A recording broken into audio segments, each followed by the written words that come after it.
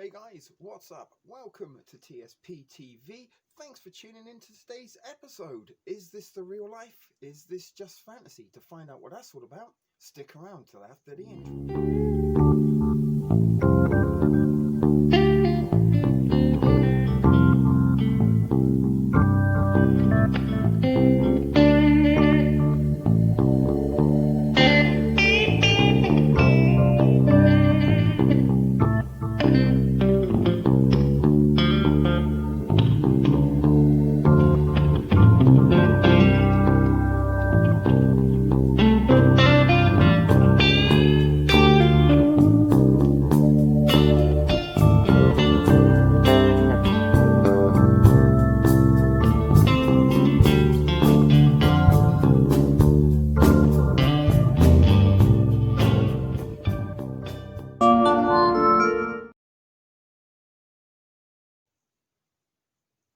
Okay, so thanks for joining us today in the thrift store. For those of you who did stick around long enough after the intro there, I hope you like that. Trying to do a couple of little different things here on the channel, just tinkering around.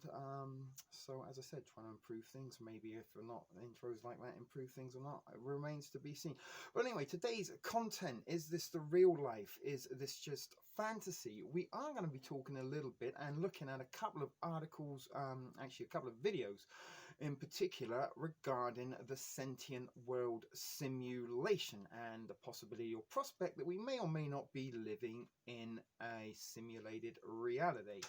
And those of you who have been hanging around the thrift store for quite some time now may be able to cast your minds back to last year, in which I did put up a video titled The Real Matrix and the Virtual You. And we also had Truth Flicks, excuse me, now I sort of smack that out a little bit inadvertently, but Truth Flicks, good friend, fellow YouTuber, we actually had him on as a guest caller, in which we did speak a little bit about the sentient world simulation, which is a big, huge supercomputer beyond fathomable comprehension to most folks.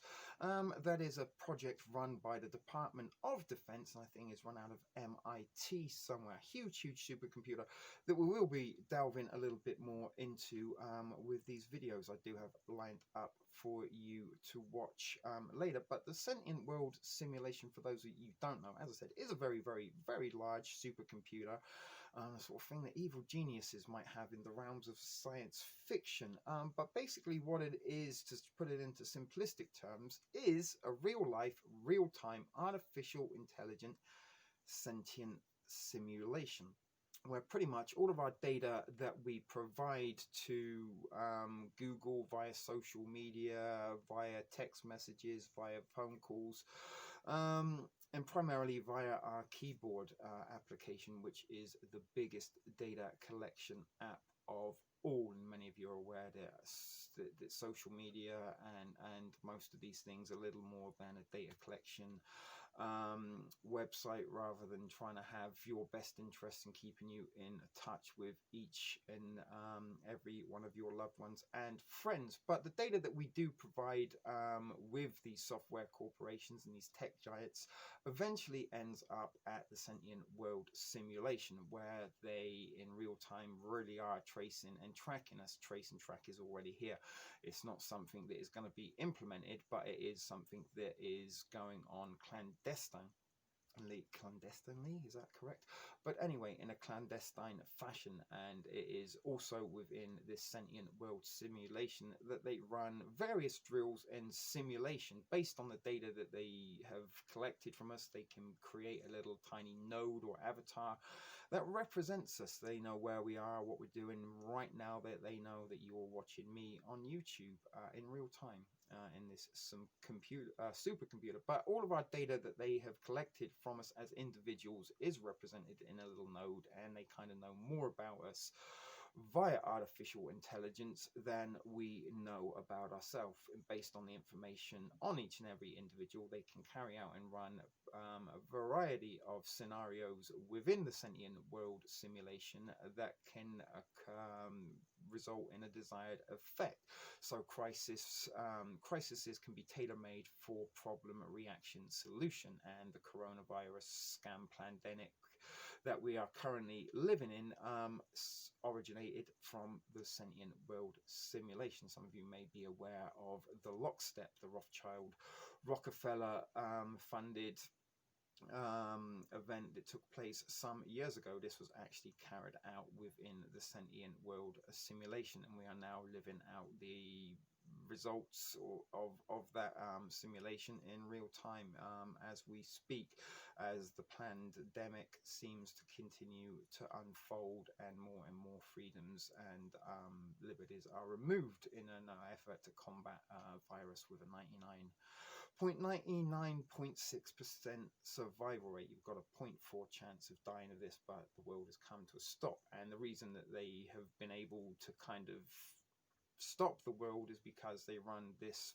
as along with many other various simulations within the Sentient World simulation to see which one really would work the best. Now, we also live in whether or not we are living in an actual simulated reality, which is something that is not within the realms of tinfoil hat conspiracy theorists. This is something that actual real professors and scientists do base a lot of theological research into. And there is a lot of evidence to support that perhaps we are actually living in an artificial environment. And movies like The Matrix, which the synonymous red pill, blue pill has come from, suggested as much, that humanity had been sort of enslaved by machinery and artificial intelligence, and had been in fact become the power source for artificial intelligence. And while we were the power source, they just pumped us with an artificial reality that we believed was real. We could taste, feel, touch, and experience all the emotions that you would in real life, but within a simulated reality. Now, also things over the last sort of decade or two since the dawn of smart technology, we've seen the introduction of things like social media, where we have a little bit of a platform where we tell people about ourselves. We also have the Instagram and the selfie culture, where people are constantly using apps to take pictures of themselves. And what these apps are actually doing is creating, although you put the little sort of mousy or cat or dog filters over your face, and particularly girls seem to behave and use these apps a lot more than guys, but you kind of move your camera around like this to kind of make the little quirky features of these applications make you look like an augmented thing. You're not a girl or a boy anymore. You've got like dog features or angel features or unicorn, whatever the features or the filters that they put over. But beyond the filter, the phone is actually capturing all your images and putting it around a 360 profile of yourself that could very well possibly create an avatar of yourself, if you see what I'm saying. Not only that, we have things like text to speech, where not only can they control and generate what we say via our keyboard. Everything we do goes through our keyboard on social media. If we send a text message to our loved one, if we're sexting, perhaps if we're searching for adult entertainment to watch late at night, or if we're just looking up Netflix, or maybe looking up things or destinations to go on vacation, or things that we need to buy, it all goes through our keyboard. And all this does create a database and an analytic version of ourselves that can be plugged into an artificial intelligent version of ourselves. And as I said, these selfie cultures and these filters and all these things, we are augmenting ourselves. We no longer look like we do in real life on social media. And most of our social interactions now are carried out online. Most of our viewing pleasures are carried online. Not many people watch TV anymore. Most people stream stuff, and all this streaming stuff is run through social media and computer software that then collects your viewing trends. And so all of this data can build a psychological evaluation of you, and as a collective conscious within this Sentient World simulation, they know exactly what they can do and target to make us act in exactly the way we've done. Now, if you cast your mind back a little bit more recent than last year, in the last couple of months, I've actually put out a couple of videos with regard to sort of MK Ultra mind control, creating hive minds, and electromagnetic frequencies that are being used to control the minds of the masses. And even in the truth community, we have to be very aware that quite possibly our thoughts, our opinions, and some of the things we may or not be believing in, or be in rabbit holes or we're led down, may or may not be the result of algorithmic patterns targeting and creating our desired rabbit holes, if that makes any sense to you? Are we kind of, giving them enough information that we can sort of really write our futures to a degree? Sort of, you put something out there and then all of a sudden it happens. It's a little bit outlandish. It's a little bit sort of, kind of radical perhaps to think that this quite possibly could be happening. We are almost choosing our own adventure, choosing our own destiny by supplying our data to these artificial algorithms that then can generate anything that they desire in order to control and manipulate our minds. In particular, we put something out about the Manchurian Karens, that had they been under some kind of MK Ultra brainwashing program inadvertently on their phone, in something we also, everybody kind of does. Let me just show you. We get our phones and we kind of, scroll through like this through our social media. But what this does is we don't necessarily click and stop and look at every single post. Subliminally, some of these messages go via and they get implanted into our head. And are these things kind of, being used as a tool of brainwashing? And is this creating hive minds? And is this causing people to react in a certain way? AK, for example, the Karens and these people that seem to get so very, very angered and triggered if they encounter people who may or may not be wearing masks within, stores or social places where these things are considered to be mandatory, and they're getting very irrational and almost violent in their behavior. And is this because that's something that they truly believe in and it's upset them that much, or is it something that they've been programmed to do? I can't say for sure. There's no kind of real solid facts or proof of this, just speculation. And bearing in mind, we do live in such a technological advancements in society, and the technological advancements that are available to genuine civilians and the mass population is considerably outdated and inferior to that of governments and military agencies.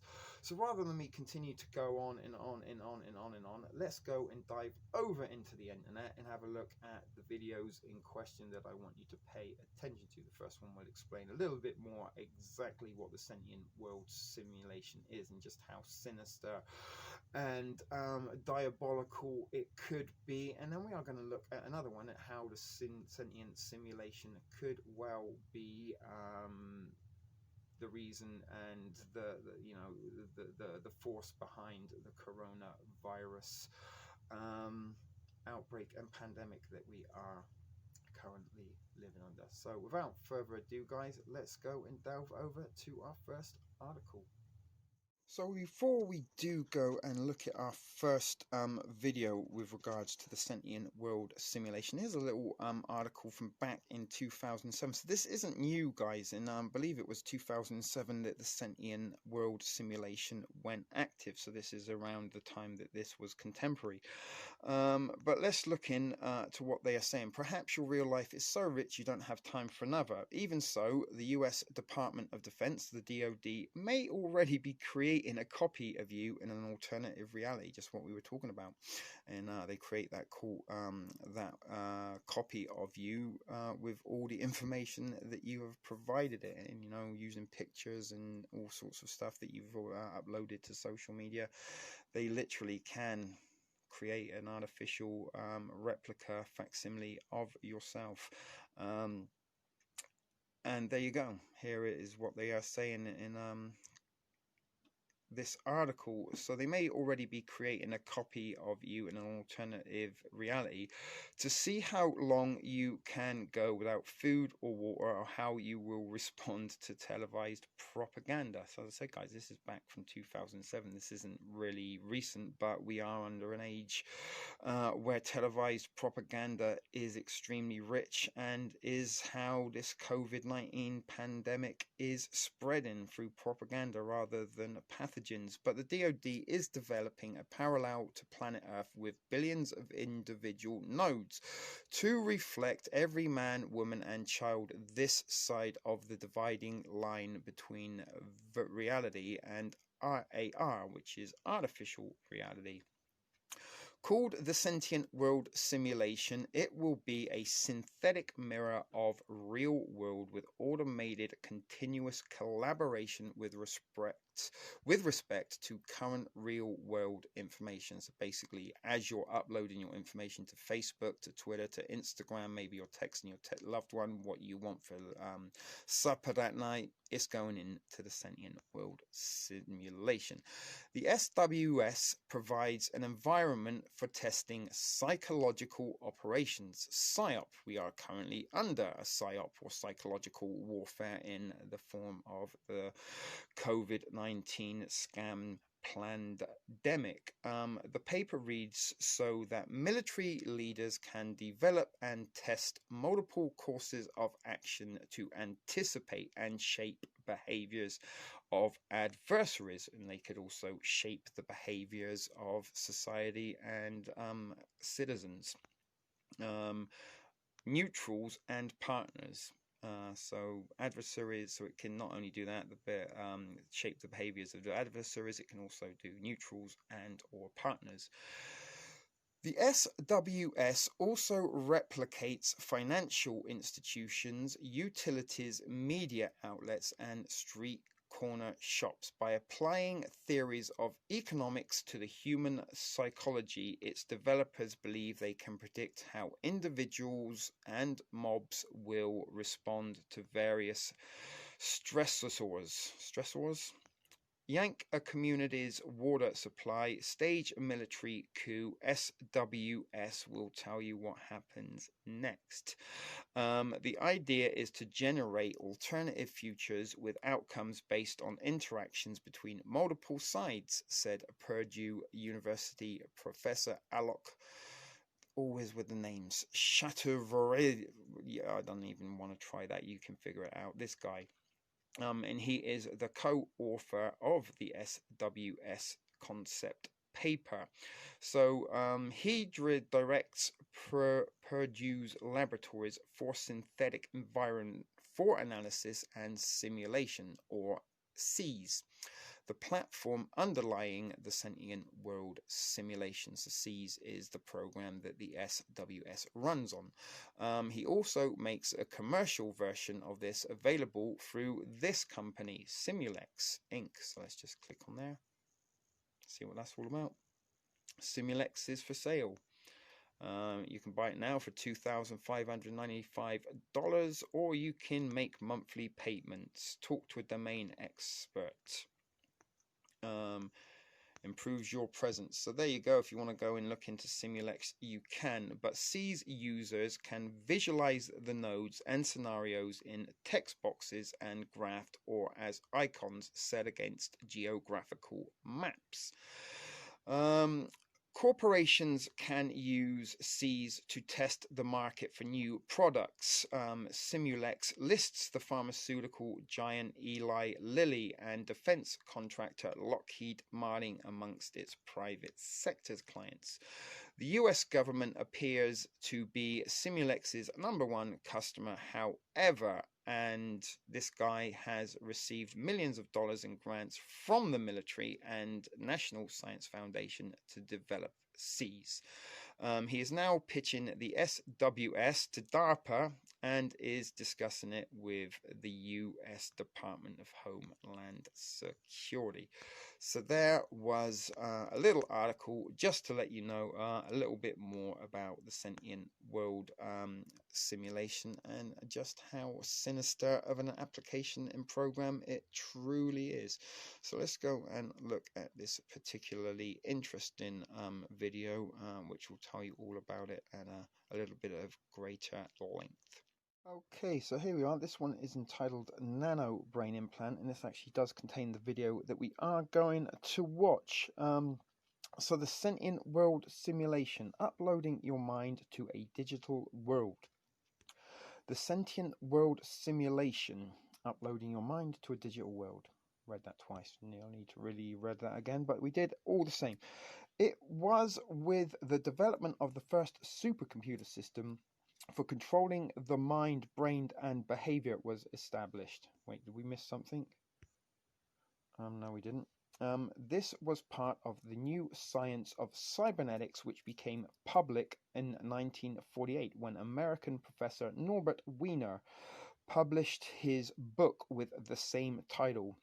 The researcher's project of mind control is most often classified as behavior or cognitive manipulation. Are we being cognitively manipulated with our behavior patterns in today's society? I would suspect strongly that a majority of us are being. But anyway, already from the beginning, more than half a century ago, it was possible to intercept thoughts, memories, and sensory functions such as sight or hearing.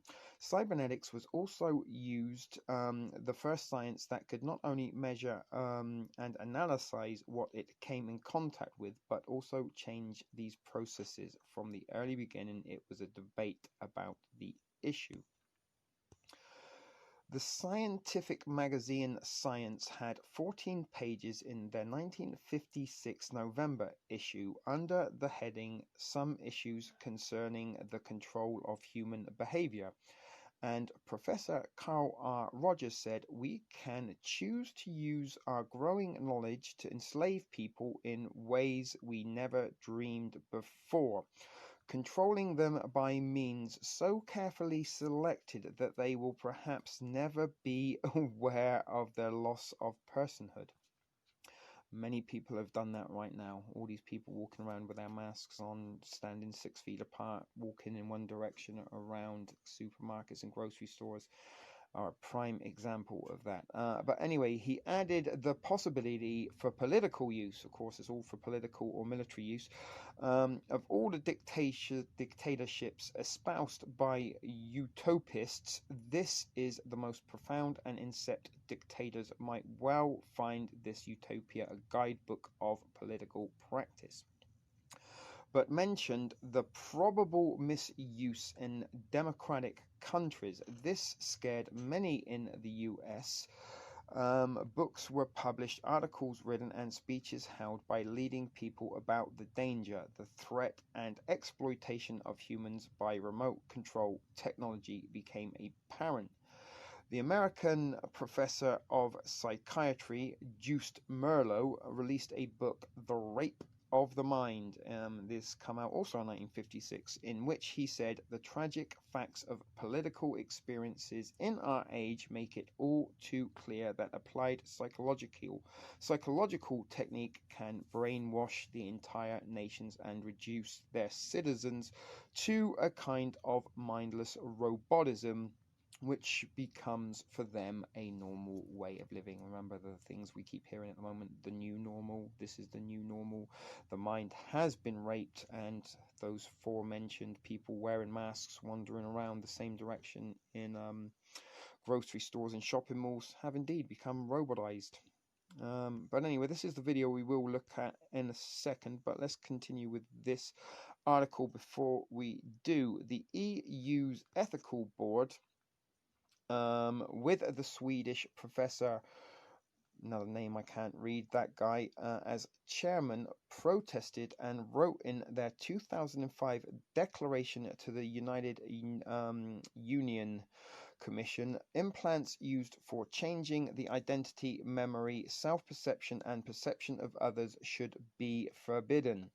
But the Swedish Military Research, FOI, declares that in their report of activities that their aim is to direct the cognitive functions of people for a lifetime. FOI develops systems with emphasis on the interaction between people and technology. The goal is that the systems be designed that the human cognitive potential, i.e. the ability to perceive, understand, and sorting information, can be utilized for maximum system effect. An implanted nightmare of this new kind will become permanent if not made public by mass media or social media. This development will become this new. Hang on, where are we? An implanted nightmare of this new kind will become permanent if not made public by mass media. This development can only continue as long as it takes place without public knowledge. Journalists, social activists, and sensible politicians, among others, will not want to live their lives with an electronic leash attached to their brain like the kind of cattle, any more than the rest of the population do. It has to be the responsibility of us all to make this public if we want to live as human beings in freedom and with human rights in the 21st century here on Earth. And why I'm making this video is because I want the information to get out, although I'm pretty sure only 48 of you are going to watch, and the comments are going to be very, very few and probably emoji driven. But as I said, guys, we're trying to spread a message. We're not out to go viral. We're not out to be in competition with other truthers or anything like that. We are indeed trying to just share some information and make people aware about some of the more sinister clandestine things that are going on as behind the smokescreen of the scam pandemic. So we are going to watch this video now, which is about 16 minutes long or so. So you're going to have to stick with it, but pay attention because there's some very, very interesting stuff involved in this. And ruthless conspiracy that relies primarily on covert means for expanding its sphere of influence, on infiltration instead of invasion, on subversion instead of elections, on intimidation instead of free choice, on guerrillas by night instead of armies by day. It's backed by Jeff Bezos, founder of Amazon, NASA, and the CIA. Each one costs $10 million and operates at 459 degrees below zero. It is a system which has conscripted vast human and material resources into the building of a tightly knit, highly efficient machine that combines military, diplomatic, intelligence, economic, scientific, and political operations. They call it the infinity machine, quantum computing. Its preparations are concealed, not published. Its mistakes are buried, not headlined. Its dissenters are silenced, not praised. No expenditure is questioned, no rumor is printed, no secret is revealed. If you go all the way back to Howard Wiener, the goal of creating artificial intelligence was to create an all-seeing eye, a global computer that sees all, sees everything, and to become gods. And the Sentient World Simulation, SWS, went live in 2007. Right now, we're inside a computer program. Is it really so hard to believe? These nanobots, these blood cell-sized devices, will be going in our bodies. We'll have some go inside our brains through the capillaries, non-invasively. They'll be interacting with our biological neurons. They'll put our brains on the internet. And they'll also enable us to enter a virtual reality environment from within the nervous system. So if I want to go in a virtual reality environment, the nanobots will shut down the signals coming from my real eyes and my real skin and create the signals that would be appropriate for the virtual environment. And then it'll feel like I'm in that environment. This isn't real. What is real? How do you define real? If you're talking about what you can feel, what you can smell, what you can taste and see, then real is simply electrical signals interpreted by your brain. If we have algorithms that stimulate the right things and give it the right data, they could reprogram you in a way without you even knowing it. We call it hallucinating, right?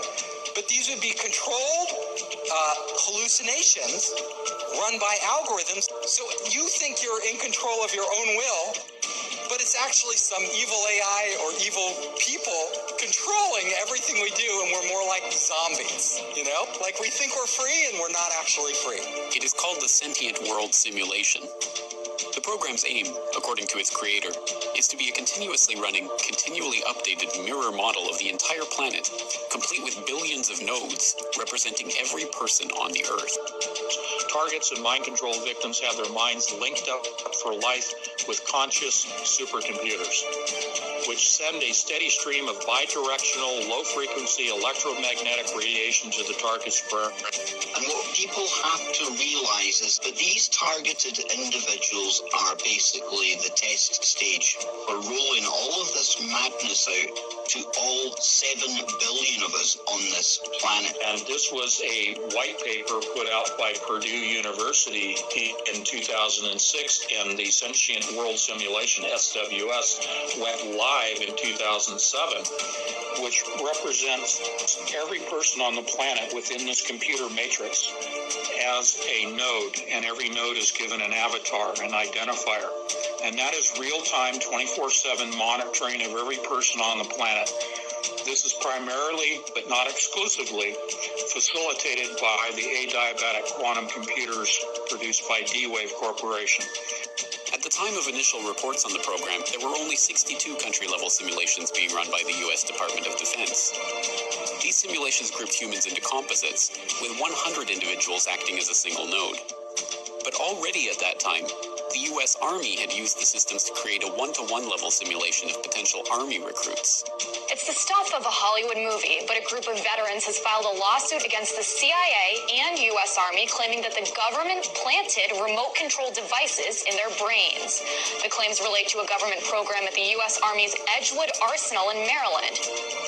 The ultimate aim would be to archive enough data on each individual to be able to make a computer model of everyone on the planet. In the human genome, we have a finite in the hundreds of thousands of different genes across our species. And we mapped them out in the Human Gene Project. Well, now it's the Human Mind Project, the Global Brain Project. You know, President Obama just recently funded a whole bunch of scientists to decipher the mind. Well, our previous president, same thing, George Bush, said the same thing. They're trying to decipher every possible thought and uniqueness due to culture and language and whatnot. And the goal is to make a cognitive model or map of the victim's brain. Ultimately, the system replicates and digitizes the will, intellect, and emotions, the soul of the targets, and downloads this back into the conscious computer. Robots, the smartest people. Artificial intelligence, AI. The idea is to port the software from the human brain. First, we're going to need lots of cheap, fast, parallel computers. He was referring to parallel processors, about servers. What he did not state was that it is actually the quantum computer systems coming out of D-Wave that actually creates and drives this new matrix known as the SWS. It is not transistor-based servers that run this. They are qubits, quantum bits. It is the SWS and D-Wave that comprises this new matrix.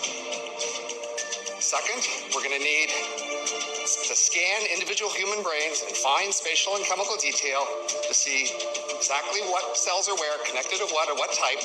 We could scan my brain from inside, sending scanners through the bloodstream, billions of them in the form of nanorobots or nanobots, and capture every detail of my synapses and neurotransmitters and create a virtual Ray Kurzweil in a very powerful computer. And it would be indistinguishable from me. It would pass a Ray Kurzweil Turing test. And third, we're going to need computer models of how each kind of brain cell works, taking input signals, changing interval state, and sending output signals. If we have good enough models of all the kinds of brain cells and a good enough model of a brain, we can put it together to make a good enough model of an entire brain, and that model would have the same input-output behavior as the original. So if you talk to it, it might talk back. If you ask it to do things, it might do them. If we could do that, everything would change. The Manhattan Project gave us the atomic bomb. The Genome Project gave us the human genome. The third great initiative could be the Connectome Project, to map the entire human brain. And that may take a quantum computer. Okay, the first thing I can tell you is that M's spend most of their life in virtual reality. While this is what you would look like in virtual reality, this is what an M would look like in virtual reality. It's computer hardware sitting in a server rack somewhere. But still, it could see and experience the same thing. But some things are different for M's. An M can make archive copies, and with enough redundant archives, an M can be immortal, in principle, though not usually in practice. And an M can move its brain, the computer that represents its brain, from one physical location to another. M's can actually move around the world at the speed of light. And by moving to a new location, they can interact more quickly with M's near that new location. Emulation is really what we talk about in the SWS as the nodes, the avatars. Every single person on the planet, okay, out of Purdue University's own paper in 2006, every person is assigned a avatar. They're represented computationally in the AI system that drives the SWS as a computer node, but they're given an avatar marker. Take the avatar and hang the word emulation on it. In other words, they've been tracking us, they've been reproducing us, we're reproducing our metadata for years. We can model every single atom, every single molecule with a three-dimensional structure in every single brain. They claim they've modeled the personality of every adult in the United States, 230 million people. And SCL, the mothership group, they do work in any number of countries. They're involved in politics in many countries. They put together a micro-shot personality assessment for everyone. M's are very much like humans, but they are not like the typical human. The typical M is a copy of the few hundred most productive humans. If you construct a model of the human brain, you can then plug people into this hive mind. You could, as an intermediate step, take these duplicated neurons, artificial warm and wet qubits, as I call them, and you can integrate those into an actual human mind. Thus, you are able to control that human mind with artificial neurons and then have those minds connected to each other, just like you network and daisy chain computer systems. That is the hive mind. And this means that in the future, communications could be done mentally. What I'm saying is that the internet will be replaced by BrainNet. They control the mind the same way that they teach the AI computer systems at the high level of AI. We're not talking about cars and trains and planes and automobiles. We're talking about AI that is so sophisticated that it operates a sentient world simulation, so sophisticated that it actually taps in and controls the mind. And Google was the primary interested party that pulled this whole thing together. What they're going to do is apply this machine to an area that I think is fundamentally important. It's the crux of our future as humans. And that's, can we build machines like us? We can model every single atom, every single molecule with a three-dimensional structure in your entire brain. That level of precision will keep advancing to the point where it's absolutely indistinguishable, even at the very, microscopic levels. You could recreate an entity that's, even if you looked inside of it, its simulated brain would be processing information just the way I do. If you start looking at quantum computing and where it's going, it's pretty freaky sort of stuff. And thinking about the world as an electrical universe and the fact that we are energetic electrical beings, that's how we work. Everything is electrical. Every signal that runs through our body is electricity. Everything, every thought we have, everything we feel, every touch, everything we speak, it's all the result of electromagnetic signals floating around our body, impulses that come from our heart, from our brain, the way we feel a bench when we touch it. This is an electrical signal that's sent to your brain that tells you what the bench feels like. So it's all electromagnetics. It's all firing of electromagnetism through our synapses and all this sort of stuff. The adiabatic quantum computer is linked to 7 billion human brains. It is now, in its own language of cryptology, able to function independent of any oversight throughout the world with its own form of communication, its own form of code, and it is able to link everyone on the planet at this point. We can model every single atom, every single molecule with a three-dimensional structure in every single brain. They claim they've modeled the personality of every adult in the United States, 230 million people. And SCL, the mothership group, they do work in any number of countries. They're involved in politics in many countries. They put together a micro-shot personality assessment for everyone. What I am principally is not this material stuff, but a pattern of information. Well, then if the pattern is the essence, and if you copy the pattern to whatever level of precision you need, then that copy that has the exact same pattern should be me. They're running everything that's happening in society parallel, and they've got a little dot in their matrix for everybody. But this is a game society. They know where it's been, they know where it's going, and they know where it's going because they're steering people into the direction it wants to go. There are an enormous number, mind-bogglingly large number, of parallel realities, as real as this one, that have different consistent histories. So imagine a world where all of the laws of physics as we know them are obeyed, but different decisions were made along the way. Different decisions at the level of tiny microscopic particles, different decisions all the way up to what you chose to eat for lunch and whether you chose to come to the session or not. This is an article from 10 years ago. Sentient World, War Games on the Grandest Scale. The VOD is developing a parallel to planet Earth with billions of individual nodes to reflect every man, woman and child this side of the dividing line between reality and AR. It's absolutely indistinguishable, even at the very, microscopic levels. You could recreate an entity that's, even if you looked inside of it, its simulated brain would be processing information just the way I do. Deep State has merged the quantum computer with the sentient world simulation, and the true reason for all this data collection is to feed it into this AI machine to predict and manipulate the course of humanity. Their ability to look at data in a quantum artificial intelligence manner, it's just going to be an unstoppable monster. And this is bizarre because we don't see those other things.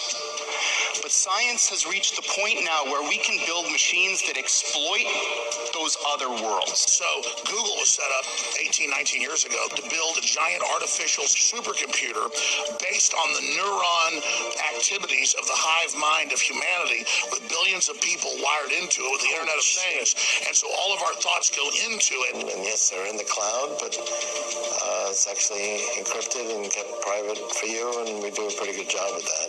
And we're actually building a computer that has real neurons in real time that's also psychically connected to us, that are organic creatures. You are connected as an organic computer. I mean, this is one of the most quote-unquote conspiratory theories that's been around for many years, decades. But the reality is we're now facing the reality of that. It is no longer a conspiracy, and quite frankly, it terrifies me. Even now, the sentient world simulation is watching you learn about it, and inside its intelligent mind is creating a second you, running different scenarios against you to see how you react.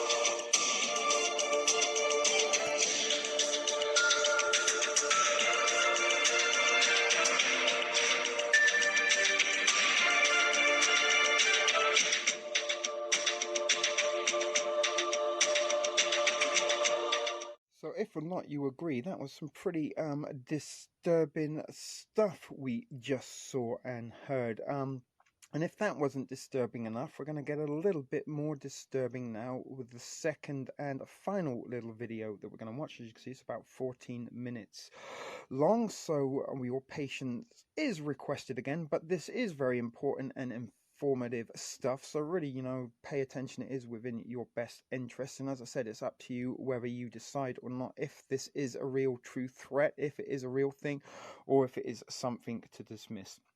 And all we are really doing is trying to share some information with you all, and hopefully this information that we share will give you the ability to cast some thoughts and opinions of your own. And as I said, if we are being manipulated and controlled by artificial intelligence, and our thoughts and our behavioral patterns are indeed the result of that control from artificial intelligence, then arming ourselves with a little bit of actual information might go away to combating this over a longer period of time. So anyway, guys, get yourself comfortable and let's go right ahead and dive into this one, because this kind of suggests and outlines how they are using the sentient world simulation and electromagnetic frequencies in order to perpetuate this scam pandemic known as COVID-19. In the September of 2001, the world changed. And I'm not talking about 9/11. I'm talking about 1 week later, when the internet world changed. This was the introduction of Code Red. Code Red wasn't an email virus. It wasn't a zombie, a Trojan. It was all of the above. It was the world's first complex blended threat, and it went around the world in 3 days. By September 21st, it had infected 2.2 million systems worldwide. Governments took notice because they realized they could take this technology and bring it up to a whole other level.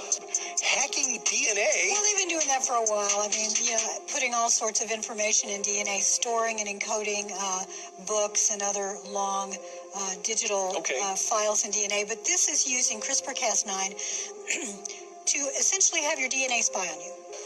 It's gotten to a point of a confluence, a merging between man and machine in a digital cyber world where we can never tell them apart. A digital cyber world where the battles are not being fought with bombs and bullets, but with bits and bytes. This is the age of the cyber spy. This idea of using CRISPR-Cas9 to insert spy genes into your DNA opens up a really interesting world, especially when you look at the possibility of quantum computing. So let me share that with you now. I'm going to take you down a digital wormhole, a wormhole, by the way, that we plan to send those attackers. There is another war going on beneath the surface. The new novel coronavirus is a man-made new form of neurowarfare unleashed on the world under a secret United Nations protocol using a viral delivery system to strong-arm the human race, to redesign and restructure the biological blood stock and DNA gene pool of the entire human race, to forcefully integrate the human race into a new cybernetic evolution of mankind by redesigning and re-engineering the DNA patterns. The modern type of bioweapons are frequency controlled. Yeah. So they don't even start doing any harm before they're not activated. Yeah.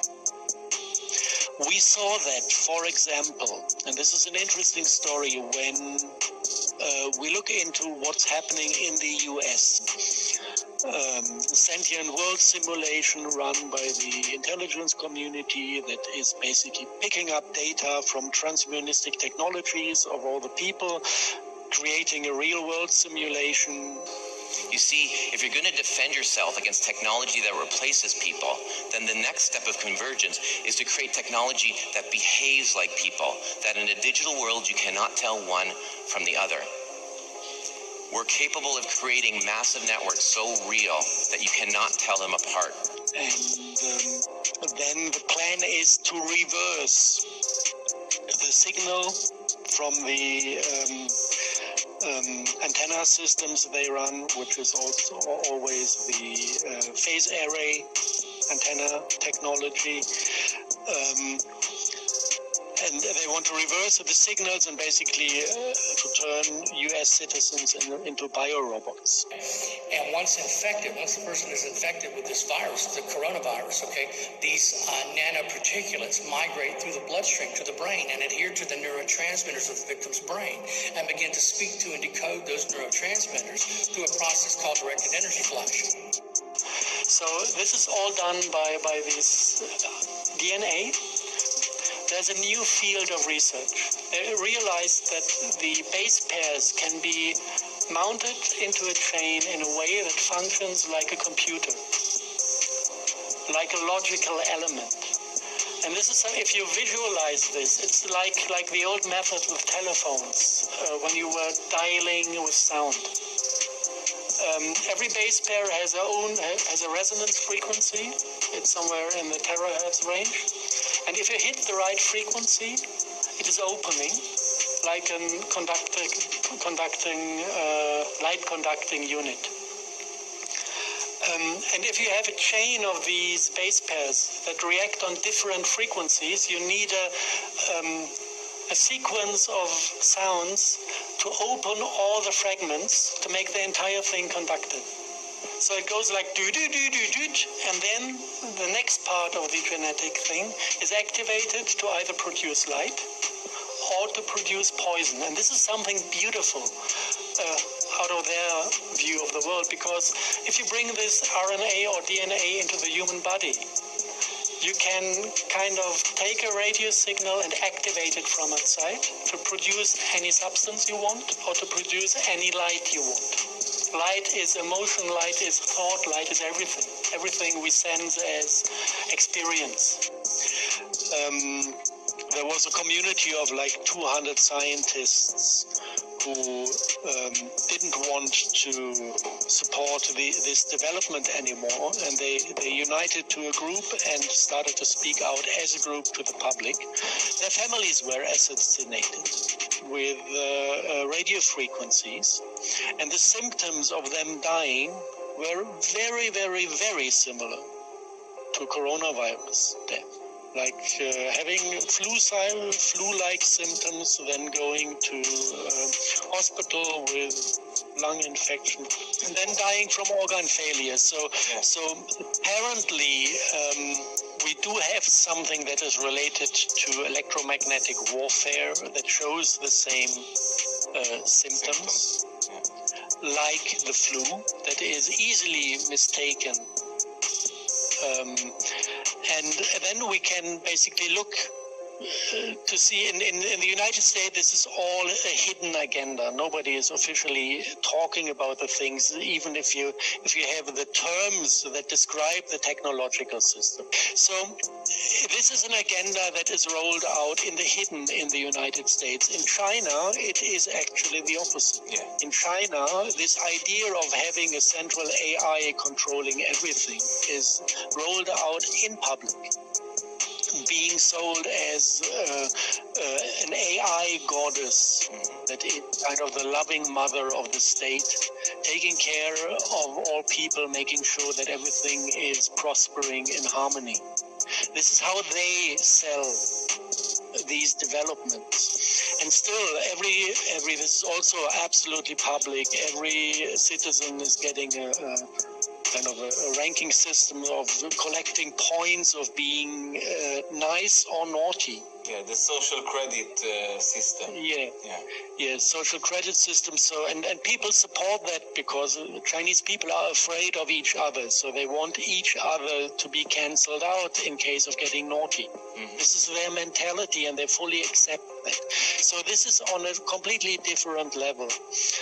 And what we do know is that Wuhan area is leading in 5G rollout worldwide. So at a certain point, you need, if you have this agenda that says, let's turn everybody into AI-controlled biorobot to make sure nobody dances out of the line, at a certain point, this needs to be tested to gather data to make it function better. And at a certain point, it comes to the moment where all the people who do not comply, who do not function as AI robots, need to be removed. And I know the data from the United States, the guys who still continued after all the families were murdered from these group that started to talk openly about what HARP facilities were built for. He said that actually 70% of US population see mind control as something external. So this is biorobots.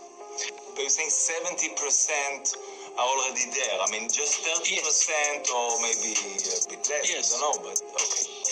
In Europe, I don't have numbers. I just have some experience of my environment. You know, you get these funny moments. I had them twice till now.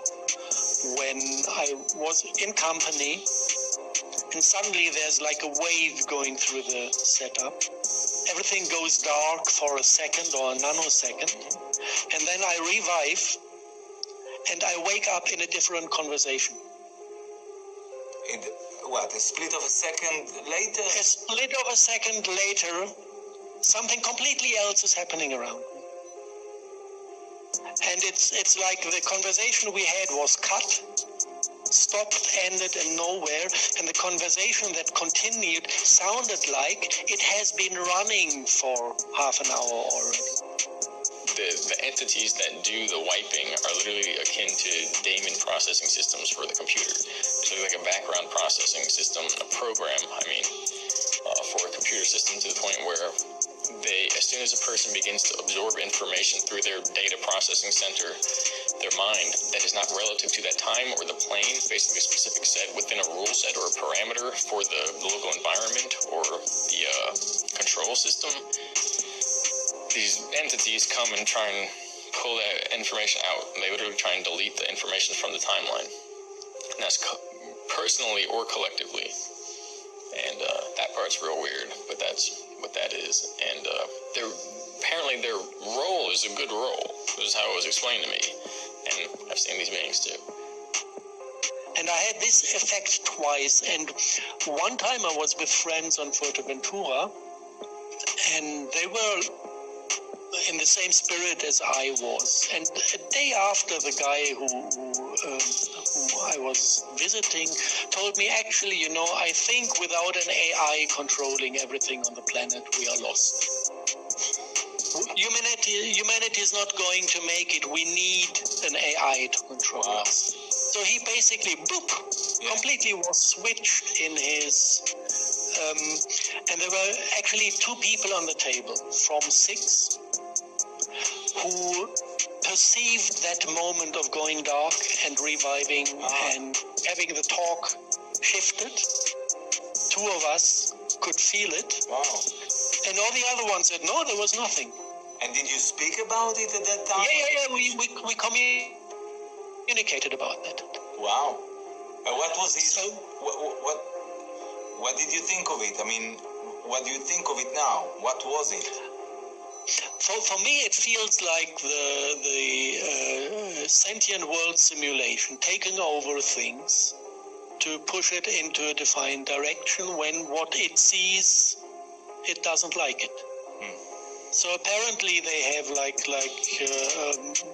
monitoring things that see when developments take a direction that are not wanted, and then they test different scenarios, and then they decide for one scenario, and they just jump in.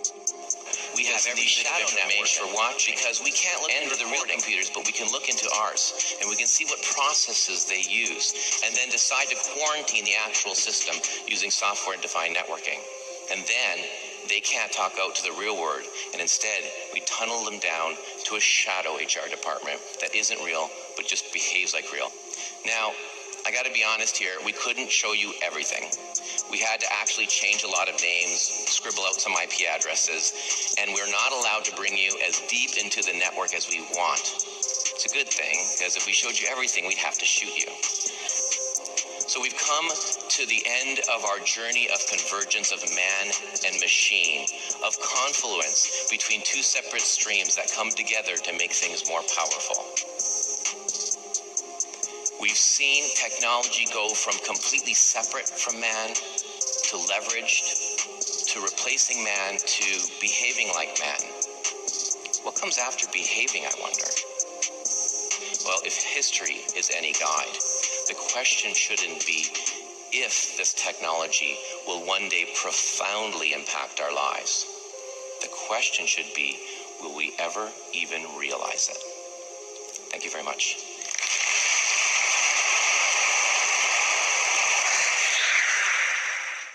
So guys, take of that what you will, and if or not you think there is some cause for concern in from what you saw in the content of those couple of videos is entirely up to you. But you've got to admit that there are some very alarming and startling concepts in statements involved in those couple of videos, and something that I do try strongly have reason to believe that we are indeed being manipulated electronically, and they are indeed trying to order our DNA. In fact, just recently we had Elon Musk who launched and announced his successful Neuralink that he managed to transplant into a pig, and we also have good old Bill Gates, who's behind this whole World Health Organization agenda to vaccinate everyone. Now his vaccine is also contains nanoparticles, nanobots, DNA changing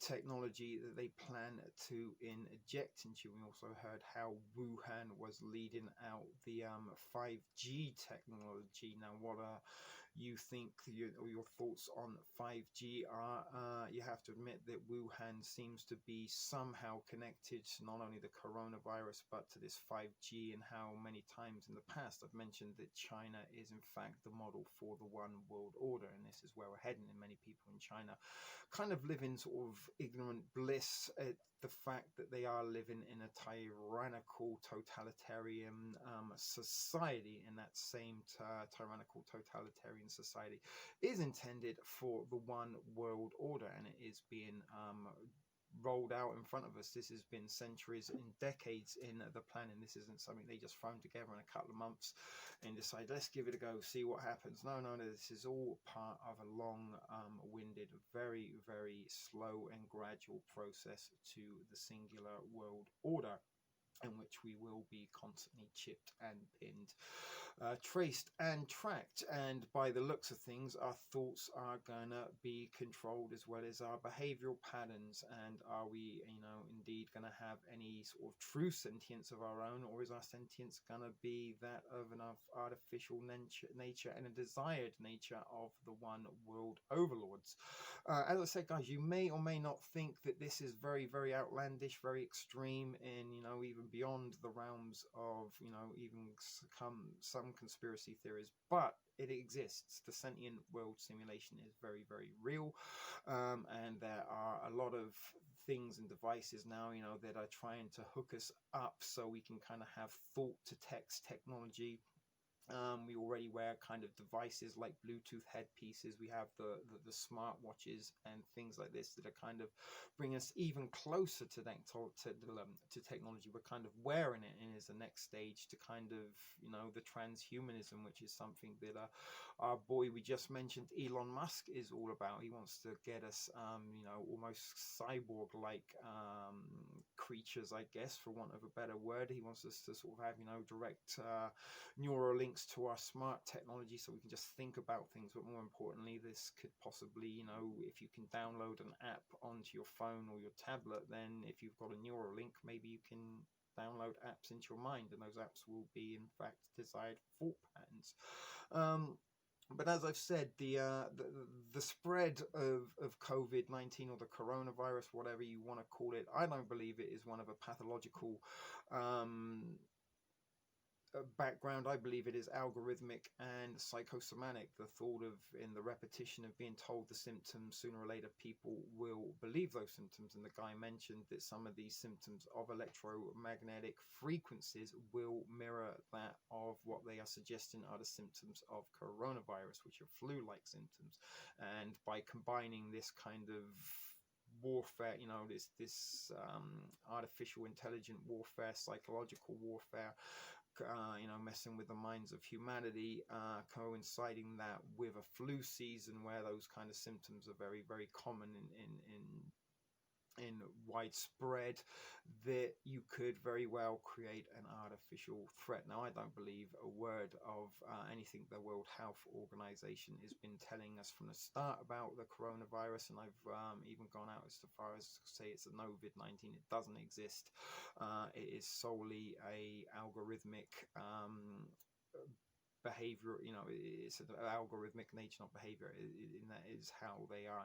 It's an artificial threat. It is a phantom menace, and it is the phantom menace that is controlling us, just like the sort of Trade Federation in Star Wars was used as a phantom menace and a threat to the Republic. In order to combat it, the clones were created, and maybe the clones were represented of hive minds, and the droid army are another example of hive minds that sort of don't really have much independent thought, and the clones were total subservient towards the Empire and the Republic, until, of course, Order 66, it switched the old Republic into the new Galactic One singular empire, and the clones turned upon their Jedi counterparts. And the reason I'm talking about this is because are people in real time in today's society being created, walking clones? Are we creating walking drone armies? Are the Karens of the world that are getting very upset about people who are anti-lockdown, anti-protester, anti-masks, and these kind of protester type people, they get very angry. Are they kind of part of this droid clone warfare? Hive minds, creating your own troops and your own armies to carry out your own fun and games, real-time drill war game type scenarios. As I said, guys, there's a lot of stuff to consider and to take into account with the fact that we may or may not be living in an artificial simulated reality, but there is something that is definite and for sure: we are being controlled and manipulated to a certain degree by artificial intelligence. Our telephones, our cell phones are a little bit much more than little robots. They have an artificial intelligence, and their design is to learn from us, and this is the data grab device that then transfers this data eventually to the sentient world simulation. But we have our little robotic devices. They trace us, they track us, they listen to us, they follow us, and this artificial intelligence inside it then suggests certain ads or content or things that you may or may not enjoy, based on things primarily you type in with your thumb through your keyboard app, but maybe also conversations that is overheard, or maybe telephone calls in private on Messenger or whatever that has recorded, listened to what you've had to say, stored that in its data bank, run it through algorithms, and then targeted ads for you. So a lot of stuff in today's episode. Is a little bit longer than maybe some of the other episodes that have gone out recently. I try and sort of keep around a sort of 30-40 minute mark if I can. And some people have said, can you even make them shorter? But information you can't sort of chop change. You can't just get by with clip notes, guys. You kind of do have to delve in a little bit, and if you don't really have the time and patience to maybe do a little bit of in-depth research of your own, then maybe you might be a little bit more easier to control with these artificial nanotechnology that is being unleashed upon humanity. So that's it, guys. We are going to wrap this up now. I do thank you for you tuning in today, and I hope you do take a little something away from this episode. As I said, a lot of important information involved within this episode, and I am going to ask you to share this information because it is important. There's a lot of stuff going around on social media at the moment. I do believe that it's part of some kind of controlled opposition and part of the divide and conquer, but there are very, very, very few people out there. I'm not saying there's nobody, but there are very few people out there that are bringing you the information that I've contained within this episode. So as I said, guys, please share this to your social medium, if you're media platforms, if you're in any kind of truth related groups and stuff like that, please share it there. This is stuff that needs to be known, in my personal opinion. But without any more ado, guys, let's bid you a fond farewell. Let's say thanks for tuning in today to TSP TV, that is brought to you as always by Ship Video Productions, and hopefully we will see you in another episode really soon. Until then, keep it thrifty, guys, and remember, be excellent to each other. Catch you soon, guys.